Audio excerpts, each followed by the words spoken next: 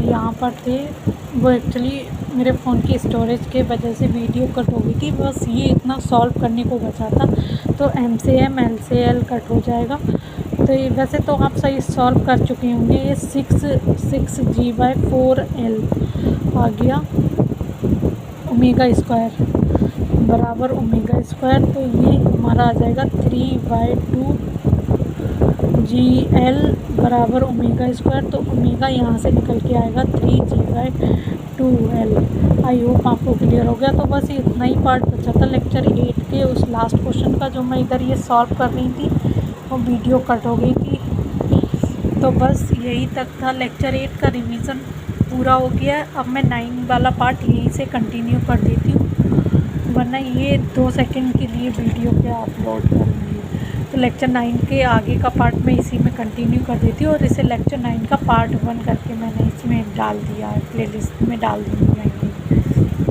तो now let's do the revision of lecture 9। तो उसमें सबने देखिए अभी तक tau is equals to I alpha. अब मैं फिर से एक बार बता रही हूँ, tau is equals to I alpha पे डन हो गया questions. Kinetic energy half I omega square भी हो गया, ये भी हमने डन कर लिया।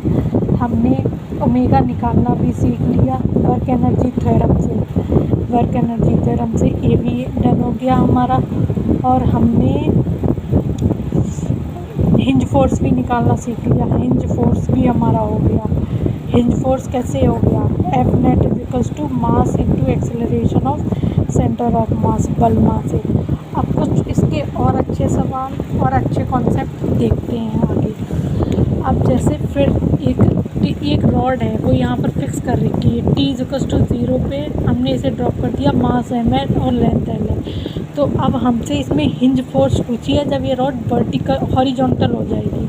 देखिए, तो सबसे पहले जब रॉड हॉरिजॉन्टल होगी तो इसके पास ओमेगा होगा, अल्फ़ा भी होगा और ओमेगा भी आ जाएगा जब हॉरिजॉन्टल होगी।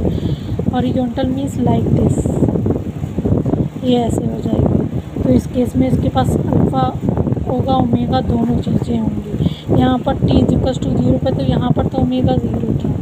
तो देखिए सबसे पहले मैं यहाँ का ओमेगा निकालूंगी, वो मैंने आपको सिखा रखा है वर्क एनर्जी थ्योरम से करेंगे। जैसे वर्क डन बाय ग्रेविटी, ये मैं एक्सप्लेन नहीं करूँगी अभी। बिल्कुल सिमिलर क्वेश्चन, बिल्कुल सिमिलर क्या, सेम ही क्वेश्चन किया, हाफ आई ओमेगा स्क्वायर और बराबर ये का चेंज इन काइनेटिक एनर्जी लिख दिया। हिंज फोर्स का वर्क 0 होगा, वो कैसे होगा, हिंज फोर्स वाले पॉइंट के अबाउट वर्क नहीं हो रहा है। ग्रेविटी का वर्क पहले L/2 centre of mass L/2 नीचे आया, तो mg इंटू L/2 बराबर half into ml square by 3 into omega square.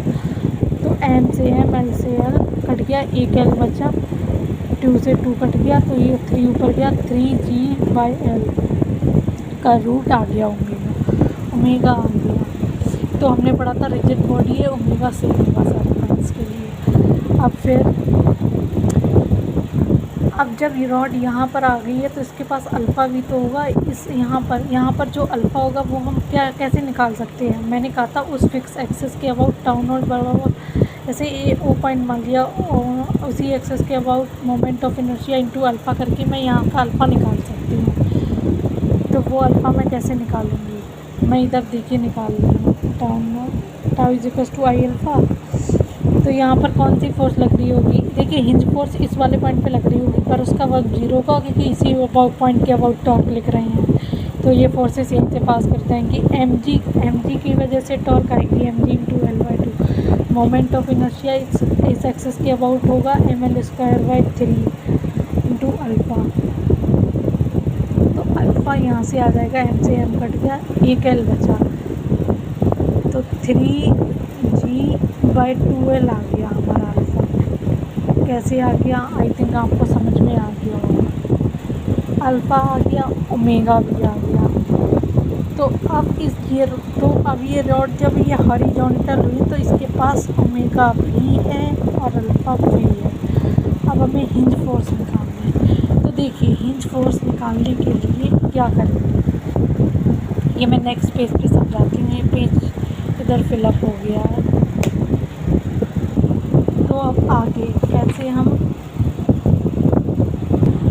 कैसे हम देखिए, अब यहाँ पर देखिए, अब ये रॉड ऐसे वर्टिकल होगी, तो अगर मैंने हिंज फोर्स वाई डायरेक्शन की ऐसे मान ली, एक्स की ऐसे मान ली, अब इसमें अल्फ़ा लग रहा और ओमेगा लग रहा, तो ओमेगा की वजह से सेंटर ऑफ मास वाले पॉइंट पे यहाँ पर इधर की तरफ से AC आएगा। AC हमने देखिए, AC हमने पढ़ा था centripetal acceleration omega square into R, means R into omega square पढ़ा था हमने, और AT पढ़ा था टेंजेंशियल एक्सेलरेशन जो अल्फ़ा की वजह से आता है, AT बराबर आर अल्फ़ा, तो वो यहाँ पर ऐसे लगेगा परपेंडिकुलर, और यहाँ पर सेंटर इसमें इसकी mg भी नीचे लग रही है। तो अब हमें हिंज फोर्स निकालनी है, तो हम क्या करेंगे, पहले हम एक्सेलरेशन निकालेंगे, AT निकालेंगे इस सेंटर ऑफ मास के अबाउट। तो पहले मैं AT निकाल लूँ सेंटर ऑफ मास के अबाउट, तो देखिए R जो होगा वो कितना होगा डिस्टेंस से L/2 होगा, तो R अल्फ़ा होता है, R जो होगा L/2 होगा। और ये रॉड मैंने देखिए वर्टिकल होती थी तो सारे पॉइंट्स का अल्फ़ा सेम होगा, तो यहाँ पर अल्फ़ा कितना आया था हमने निकाला था, अभी एक सेकंड देखते हैं। अल्फ़ा आया था हमारा देखिए 3g/12, तो 3g/12 यहाँ से मैं ये सॉल्व करूँगी तो L से L कट जाएगा, तो 3g/4 हमारा क्या आ गया, ET tangential acceleration centre of मास के अबाउट आ गया। आई होप ये क्लियर हो गया होगा। अब ET के बाद मैं AC निकालूँगी। अब AC मैं यहाँ पर निकाल के बता रही हूँ। AC के लिए R into omega square, omega भी हमने निकाल दिया था। R देखिए इसमें भी L/2 होगा, ओमेगा जो हमारा आया था निकल के वो कितना आया था, वो मैं अभी आपको एक सेकंड पीछे से दिखाती हूँ। देखिए ओमेगा हमने √3g/L निकाला था, तो √3g/L उसका स्क्वायर करूँगी तो मेरा कितना आएगा, L/2 इंटू 3g/L, L से L कट गया, तो AC हमारा आ गया 3g/L। तो अब मैं फिर से इस पॉइंट का FBD बनाऊँगी, तो इसमें M/, ऊपर की तरफ, सेंटर ऑफ मास पे mg नीचे की तरफ, ये इधर की तरफ, और AT भी इसका नीचे की तरफ लग रही होगा, परपेंडिकुलर ही लगेगा AT, और ये सेंटर की तरफ लग रहा होगा AC। तो यहाँ से जो हमारी, अब देखिए AT नीचे की तरफ, N/, ऊपर की तरफ, mg नीचे की तरफ, तो mg माइनस N/, बराबर मास into acceleration of AT, acceleration tangential acceleration है ना इस डायरेक्शन में, AT। दूसरी इक्वेशन हमारी बनी थी NX बराबर, दूसरी बनेगी NX बराबर मास into acceleration of centre of mass x direction वाला, दैट इज़ ओमेगा EC। ये x डायरेक्शन में AC लग रही है और AT इधर, तो यहाँ पर मैं AT पुट कर दूँगी, यहाँ पर AC पुट कर दूँगी, हमारी NY और NX आ जाएगी। तो हिंज फोर्स हमारे जो उसका नेट मैग्नीट्यूड आएगा वो NX का स्क्वायर प्लस NY का स्क्वायर, ये आ जाएगी हमारी hinge force, net hinge force हमारी आ जाएगी। तो सिंपल सा कॉन्सेप्ट इसमें ये है कि सबसे पहले आप ओमेगा और अल्फ़ा निकाल लेंगे सेंटर ऑफ मास के अबाउट, फिर आप फोर्सेस को ऐसे बैलेंस कर देंगे। मैं इसका शॉर्ट में हमने SKC बॉक्स लिखवाया, वो भी पूरा एक्सप्लेन कर देंगे। देखिए सबसे पहले आप वर्क एनर्जी थ्योरम से ओमेगा निकाल लिया, ओमेगा सारे पॉइंट्स के लिए सेम होगा, और देख लीजिए NX x डायरेक्शन में, तो उसके लिए omega square NX mass into AC x direction में, वो वैसे फोर्स बैलेंस करेगा। और ये टाउ = I अल्फ़ा से अल्फ़ा AT और AC निकाल दिया, दोनों फोर्सेस हैं। तो हिंज फोर्स हमारी जो आ गई, ये मैंने फिर इधर अच्छे से डायग्राम बना दिया, मैंने ये आपको एक्सप्लेन भी कर दिया। तो समरी बॉक्स में सबने यही लिखवाया है कि NY और NX, फिर mg, और फिर टाउ नॉट निकाल लो, फिर acceleration of centre of mass tangential वाला, सेंट्रीपिटल वाला, E नेट वैसे तो AT टेंजेंशियल का स्क्वायर प्लस E सेंट्रीपिटल का स्क्वायर, उसका रूट हो जाएगा E नेट का मैग्नीट्यूड। और ये हमारा x वर्टिकल में लगाया था F नेट सर ने हिंज फोर्स निकालने के लिए, और ये हॉरिजॉन्टल में। तो सिंपल सा ये बल्मा का कॉन्सेप्ट चल रहा है कि हॉरिजॉन्टल की जो भी फोर्सेस है उसे मास into acceleration of centre of मास के बराबर कर दिया। फिर ये क्वेश्चन, ये ओमेगा कैसे निकालते हैं वो सॉल्व है, ये तो मैं आपको अच्छे से बता चुकी हूँ।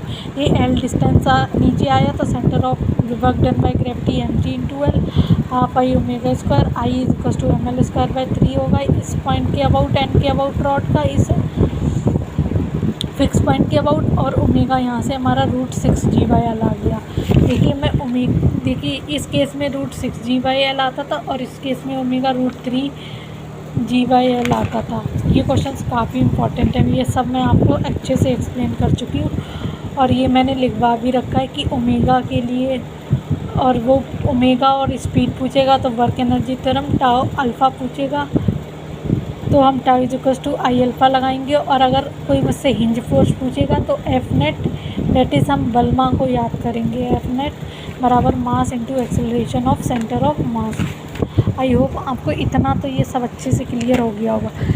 फिर एक ये और क्वेश्चन है, इसमें भी हिंज फोर्स निकालनी है, ये भी मैं आपको डिटेल में एक्सप्लेन कर देती हूँ। तो इसमें इस बार ये रॉड को यहाँ से फिक्स कर रखा, फिर ये रॉड फिर से ऐसे वर्टिकल आ जाती है, तो अब इसकी हिंज फोर्स बतानी है।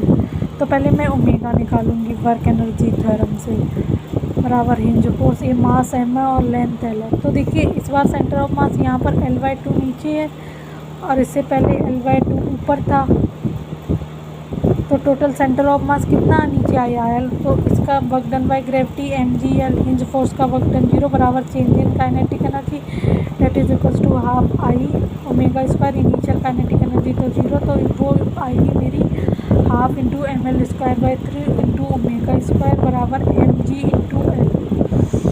तो यहाँ से एक m और एक l कट गया, तो ये 6g/l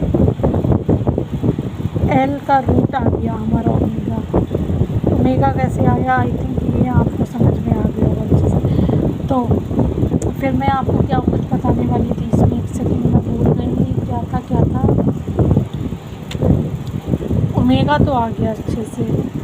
हाँ मैं ये बता रही थी, देखिए यहाँ पर mg नीचे की तरफ लग रहा होगा।